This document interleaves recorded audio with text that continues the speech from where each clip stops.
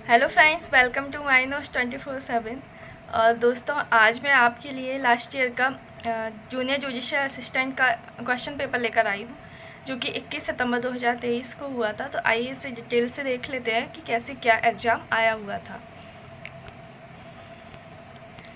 तो यहाँ पर आप देखेंगे कि 2 सेक्शन आते हैं, आपको पता होगा। एक इंग्लिश का आता है, एक कंप्यूटर का आता है। 10 क्वेश्चन आपके इंग्लिश के आते हैं, 10 क्वेश्चन आपके कंप्यूटर के आते हैं। तो यहाँ पर सबसे पहले जनरल इंग्लिश के क्वेश्चन दिए हुए हैं। जैसे कि फर्स्ट क्वेश्चन है, there were blank people at the wedding home I didn't recognise. इसका अर्थ है मतलब वहाँ पर जो पीपल थे उनको मैं नहीं जानती या नहीं जानता।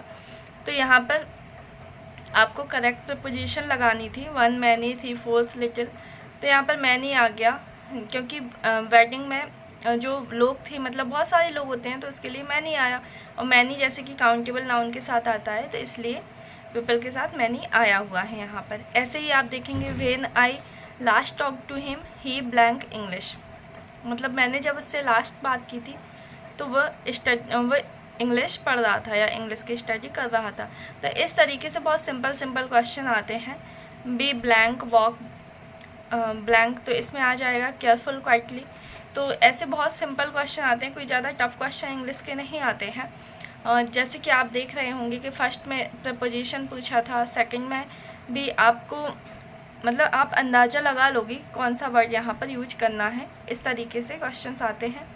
उसके बाद नेक्स्ट क्वेश्चन जो था वो लार्ज, स्मॉल, जाइंट। तो जाइंट का जैसे कि लार्ज का एंटोनिम स्मॉल होता है, तो जाइंट का डॉर्फ होता है, क्योंकि जाइंट माने बहुत विशाल होता है, डॉर्फ माने बौना होता है। तो इस तरीके से आप आराम से क्वेश्चंस को सॉल्व कर पाएंगे। बहुत ही सिंपल क्वेश्चन आते हैं, कोई ज़्यादा टफ नहीं आते। उसके बाद हम कंप्यूटर का देख लेते हैं यहाँ पर। तो यहाँ पर आप कंप्यूटर का देखेंगे तो 11 नंबर क्वेश्चन जो है, what is required when more than one person uses a central computer at the same time. मतलब किसकी ज़रूरत होती है जब एक ही सेंट्रल कंप्यूटर को बहुत सारे लोग यूज कर रहे होते हैं एक ही टाइम में। तो यहाँ पर इसका आंसर टर्मिनल है। टर्मिनल के द्वारा ही बहुत सारे जो सेंट्रल कंप्यूटर है वो सभी कंप्यूटर्स के साथ जुड़ा रहता है। फिर by default your documents print in blank mode.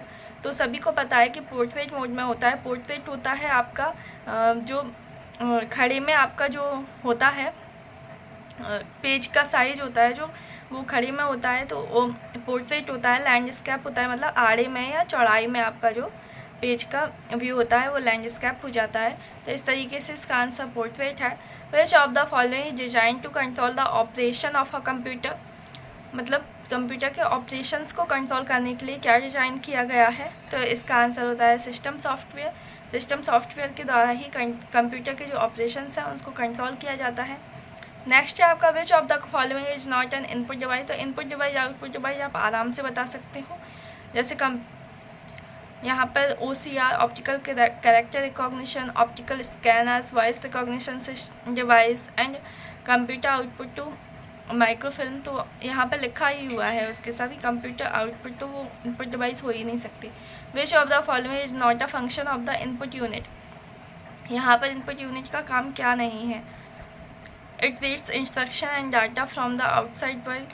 It converts the data into computer acceptable format. It makes the data into user understandable format. It supplies the data and instruction to the computer for further processing. तो इस तरीके से इसका जो answer हो जाएगा वो है it makes the data into user understandable format. कि मतलब यह डाटा को यूजर के समझने योग्य बना देता है। बल्कि ऐसा नहीं है, जो इनपुट डिवाइस होती है वह डाटा को कंप्यूटर के समझने योग्य बना देता है, जिससे कि कंप्यूटर उस पर वर्क कर सकता है। ऐसे ही नेक्स्ट क्वेश्चन है, which of the following is not a characteristics of computer. Computer की क्या विशेषता नहीं है। डिलीजेंस, IQ, एक्यूरेसी या वर्सेटिलिटी। तो IQ इसका सही आंसर है कि कंप्यूटर में खुद का कोई IQ नहीं होता है। जो भी सॉफ्टवेयर हैं वो ह्यूमन द्वारा ही उसमें डाले जाते हैं, उसी के अकॉर्डिंग कंप्यूटर वर्क करता है। नेक्स्ट क्वेश्चन है, which is not converted in page formatting. Page formatting में क्या कन्वर्ट नहीं किया जा सकता है। Margins, orientation, header and footer, find and replace. तो जाहिर सी बात है फाइंड एंड रिप्लेस को नहीं कर सकते हैं। The software design to perform a specific task. मतलब किसी स्पेसिफिक टास्क को करने के लिए कोई सॉफ्टवेयर बनाया जाता है तो उसे क्या बोलते हैं, तो वो होता है application software. Which of the following is not a way of acquiring software, तो मतलब इसमें से सॉफ्टवेयर को लेने का कौन सा तरीका सही नहीं है, तो डुप्लीकेट द सॉफ्टवेयर, मतलब सॉफ्टवेयर की डुप्लीकेट नहीं करना चाहिए। एंड लास्ट क्वेश्चन था आपका ALU स्टैंड्स फॉर, ALU का फुल फॉर्म क्या है, तो वो होता है आपका अरिथमेटिक लॉजिक यूनिट। तो इस तरीके से आप भी देख रहे हैं काफ़ी सिंपल क्वेश्चन पेपर आता है इसका। इसमें जो मेन होती है वो आपकी टाइपिंग होती है, जो कि 40 मार्क्स की हिंदी टाइपिंग एंड 40 मार्क्स की इंग्लिश टाइपिंग आती है। ये हमारा फर्स्ट शिफ्ट का एग्जाम क्वेश्चन पेपर था। नेक्स्ट क्वेश्चन पेपर ये है हमारा, जो कि सेकेंड शिफ्ट का है। इसमें भी आप देखेंगे कि इंग्लिश और कंप्यूटर के काफ़ी बहुत ज़्यादा सिंपल क्वेश्चन आए हुए हैं। जैसे कि यहाँ पर फर्स्ट क्वेश्चन है, आई शैल मीट यू 6 o'clock। तो कभी भी टाइम के पहले हमेशा एट प्रीपोजिशन का यूज किया जाता है, तो यहाँ पर एट आ जाएगा। नेक्स्ट है रेड ब्लड शार्प ब्लैंक, मतलब रेड का कलर ब्लड होता है, तो शार्प इनमें से क्या होता है, इनमें से कौन सा होता है जो धारदार होता है, तेज होता है। Rock muscle tongue and razor, तो रेजर धारदार होता है। Task of an interpreter is to, interpreter का टास्क क्या होता है, ट्रांसलेट करना होता है। She is looking for a job in blank electronic और प्रिंट मीडिया, मतलब ये किस में देख रही है जॉब, तो आइदर, यहाँ पर आप देखेंगे कि प्रिंट मीडिया के आगे और लगा हुआ है, तो आइदर और का इसमें यूज किया गया है, इसके पहले आइदर आ जाएगा। He told me that he blank watching the movie, had finished आ जाएगा, मतलब वह देख चुकी है। कम व्हाट में आई सेल एडेरे माई प्रिंसिपल, तो यहाँ पर एडेर जो वर्ड होता है इसका मीन्स ही क्या होता है, इसका मीन्स होता है मतलब किसी की आज्ञा का पालन करना या किसी को ओबे करना, तो इस तरीके से इसका यूज किया जाता है, तो यहाँ पर टू आ जाता है। Peter has a pocket calculator he blank almost every day, मतलब पीटर के पास पॉकेट कैलकुलेटर है, वो उसका यूज़ डेली करता है, तो यूजेस आ जाएगा क्योंकि प्रेजेंट इंडेफिनिट का ये सेंटेंस हो जाएगा। What is synonyms of revenue, revenue का सिनोनिम्स क्या होता है, तो इनकम होता है। रेवेन्यू एक तरीके से टैक्स ही बोलते हैं, तो उसका इनकम हो जाता है। What is the antonym of reject, reject का एंटोनिम्स क्या हो जाएगा, एक्सेप्ट हो जाएगा।